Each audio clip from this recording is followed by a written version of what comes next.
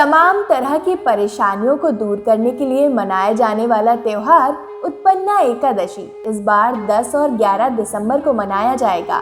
इस त्योहार को करने वाले व्यक्ति अश्वमेध यज्ञ, कठिन तपस्या, तीर्थों में स्नान, दान आदि से मिलने वाले फलों से भी अधिक पुण्य प्राप्त करते हैं। तो आज की इस वीडियो में हम आपको बताएंगे कि उत्पन्ना एकादशी क्यों मनाई जाती है, साथ ही इसकी पूजा विधि और पौराणिक कथा के बारे में जानने के लिए इस वीडियो को अंत तक जरूर देखें। मार्गशीर्ष मास के कृष्ण पक्ष के दिन उत्पन्ना एकादशी का व्रत किया जाता है। ये व्रत पूर्ण नियम, श्रद्धा व विश्वास के साथ रखा जाता है। इस पूजा के प्रभाव स्वरूप धर्म एवं मोक्ष फलों की प्राप्ति होती है। इस व्रत को करने से उपवासक का मन निर्मल, शरीर स्वस्थ और हृदय शुद्ध रहता है। साथ ही मन में सदैव सकारात्मकता का वास होता है। एकादशी के व्रतों में उत्पन्ना एकादशी व्रत को मुख्य स्थान प्राप्त है। इस दिन भगवान श्री विष्णु जी की पूजा की जाती है। इस पूजा में कुछ बातों का खास ध्यान रखना होता है, जैसे उपवास में तामसिक वस्तुओं का सेवन करना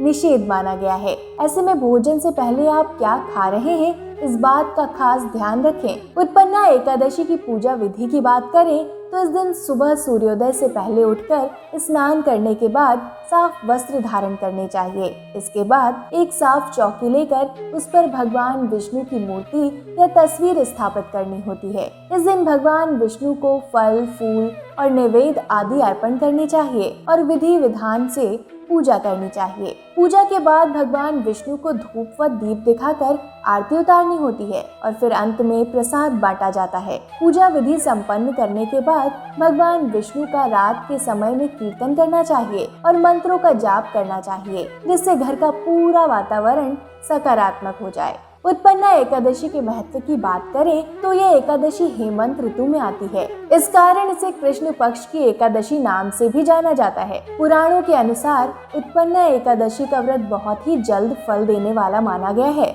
इस एकादशी का व्रत करने वाले व्यक्ति को जीवन के सभी सुखों की प्राप्ति होती है। इतना ही नहीं, इस व्रत को करने वाले व्यक्ति को मरने के बाद मोक्ष की प्राप्ति भी होती है। इस व्रत को करने वाले को भगवान विष्णु का पूर्ण आशीर्वाद मिलता है। उत्पन्ना एकादशी के बारे में एक कथा बहुत ही प्रचलित है। कहा जाता है कि सतयुग में एक महाभयंकर दैत्य मुर हुआ करता था। दैत्य मुर ने इंद्र आदि देवताओं पर विजय प्राप्त कर उन्हें उनके स्थान से भगा दिया था। तब इंद्र तथा अन्य देवता क्षीर सागर भगवान श्री विष्णु के पास गए और देवताओं सहित सभी ने श्री विष्णु जी से दैत्य के अत्याचारों से मुक्त करने के लिए विनती की। इंद्रदेव के वचन सुनकर भगवान श्री विष्णु बोले, देवताओं, मैं तुम्हारे शत्रुओं का शीघ्र ही नाश करूंगा। जब दैत्य ने भगवान श्री विष्णु जी को युद्ध भूमि में देखा तो उन पर अस्त्रों शस्त्रों का प्रहार करने लगे। भगवान श्री विष्णु मुर को मारने के लिए जिन जिन शास्त्रों का प्रयोग करते थे, वे सभी उनके तेज से नष्ट होकर उस पर पुष्पों के समान गिरने लग जाते थे। भगवान श्री विष्णु उस दैत्य के साथ सहस्त्र वर्षों तक युद्ध करते रहे, लेकिन उस दैत्य से नहीं जीत सके। अंत में विष्णु जी शांत होकर विश्राम करने के लिए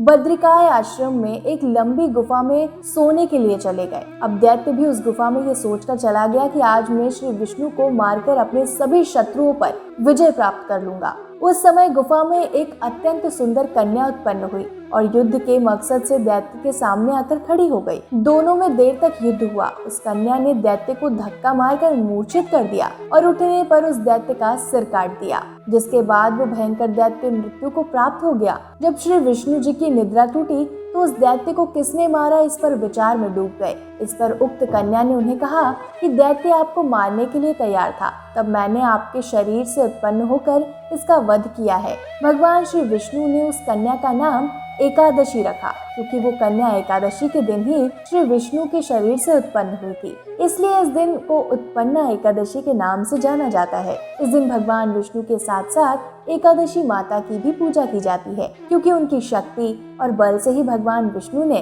दैत्य पर जीत हासिल की और उसे मारकर सभी देवताओं की रक्षा करने में सफल हुए।